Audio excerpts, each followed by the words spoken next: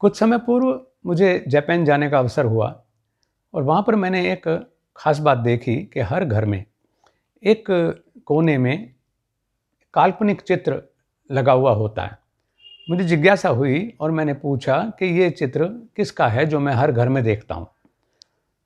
तो मुझे बताया गया कि ये दारुमा का चित्र है और daruma was the person who visited Japan from India via China long back, and he introduced spirituality and religion to Japan.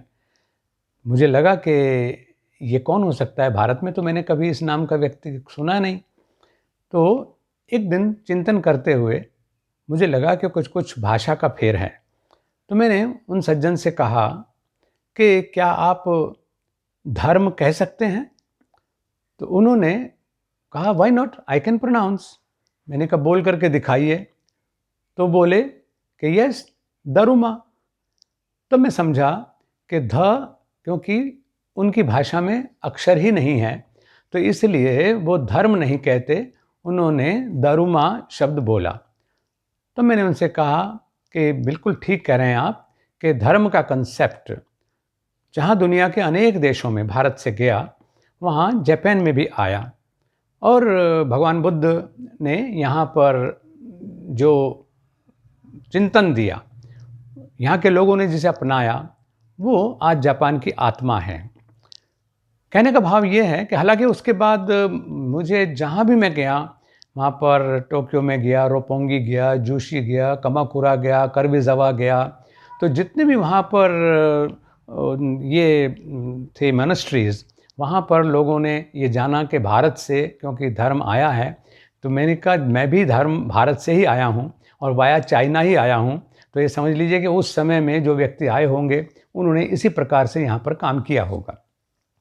तो वो इतने ज़्यादा प्रसन्न हुए कि इन सभी शहरों में वहाँ के जो मोनेस्ट्रीज़ थी उनमें उन्होंने मेरे हाथ से वैदिक ऋचाएँ और जो विश्व बंधुत्व के मंत्र हैं उनको लिखाया और मेरे हाथ से लिखे हुए वो जो कहिए कि श्लोक थे या मंत्र थे उनको वहाँ पर उन्होंने स्थापित किया। विश्व बंधुत्व का एक बहुत प्यारा उदाहरण था। ये बात मैं इसलिए कह रहा हूँ कि भारत ने धर्म का कंसेप्ट दुनिया को दिया और जो भारत की मूल हिंदू संस्कृति है वो क्योंकि विकास की ओर ले जाने वाली, मानवता को विकास की ओर ले जाने वाली संस्कृति है, उसमें कहीं भी न तो हट्ठीपन है, रिजिडिटी जिसको हम कहते हैं, दृढ़ता तो है लेकिन हट्ठीपन नहीं है। इसलिए उदारता हमारा चरित्र है और उस उदारता के कारण और जो मनुष्य का एक विकासवाद का सिद्धांत है कि हम अशरफुल मखलूक़ात हैं, बुद्धिजीवी हैं, तो नए से नए रास्ते हम खोजते हैं। विभिन्न परिस्थितियों में धर्म को जिंदा कैसे रखा जा सकता है, इसके लिए अनेक महामानवों को भारत ने जन्म दिया। आज उसी श्रृंखला में हमारे भगवान महावीर का जन्म दिवस है, जयंती पर्व है, जिसको कि हम 24वें तीर्थंकर के रूप में जानते हैं। और सभी आस्था के लोग, हमारे जैन मत के लोग हों या इतर आस्था के लोग, यानी भारतीय संस्कृति ये जानती है कि जो हमारे पहले तीर्थंकर हुए, 24 तीर्थंकर हुए हैं अभी तक, जो पहले तीर्थंकर हैं वो हुए ऋषभदेव जी। और ऋषभदेव जो हैं वो आदि मानव हैं, और बल्कि कहिए मानव भी नहीं कह सकते हम उनको, आदि शक्ति कहिए उनको, कि आदि पुरुष हैं वो, जिनसे ये धर्म का जो कंसेप्ट है आगे चला। तो भगवान महावीर ने भी जो मूल सिद्धांत दुनिया को दिए उनमें योग के विशेष रूप से, यानी क्योंकि जैन दर्शन कहिए, क्योंकि भगवान महावीर तो विकसित होते होते 24वें तीर्थंकर हैं, उनसे पहले जितने तीर्थंकर हमारे देश ने दुनिया को दिए उन सब का जो एसेंस है, सार है, वो भगवान महावीर में है। और इसीलिए महावीर को मैं योग के बहुत निकट देखता चला आ रहा हूँ और मेरी इसी वजह से जैन दर्शन के प्रति अगाध श्रद्धा है। अपने समय में जिस प्रकार से खालसा पंथ की स्थापना समय की मांग थी, कबीर पंथ की स्थापना समय की मांग थी, आर्य समाज की स्थापना समय की मांग थी, बुद्ध धर्म की स्थापना हिंसा से कराहती मानवता को उबारने के लिए समय की मांग थी, जैन दर्शन समय की मांग थी। ये सारी क्षतिपूर्ति समय समय पर भारतीय मनीषा ने की और दुनिया को एक से एक नया जीवन दर्शन दिया। तो भगवान महावीर ने दुनिया को जो दिया उसका सबसे बड़ा आधार है पंच महाव्रत, अहिंसा, सत्य, अस्तेय, ब्रह्मचर्य, अपरिग्रह। और उनको मैं तो महावीर इसी रूप में मानता हूँ कि वो पूरी तरह से विरत योगी हैं। यानी उनके पास, वो एक राजा के पुत्र हैं, क्षत्रिय हैं जन्म से, लेकिन उसके बाद भी उन्होंने केवल दुनिया को नहीं जीता, हथियारों से दुनिया को नहीं जीता, बल्कि प्रेम से, शांति से और अहिंसा से सबका दिल जीत लिया। और इस वजह से वो महावीर कहलाए। गुरु नानक देव की जो परंपरा है उसमें भी यही है कि मन जीते जग जीत। योग में भी यही है, गीता में भी यही है कि हम अपने मन को कैसे जीतें और उसकी शक्तियों को कैसे हितकारी कार्यों के लिए मैनेज करें।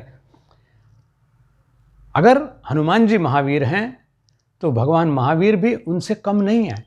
ये सभी वो महामानव हैं जो हमें कुछ ना कुछ देते हैं और देते रहेंगे।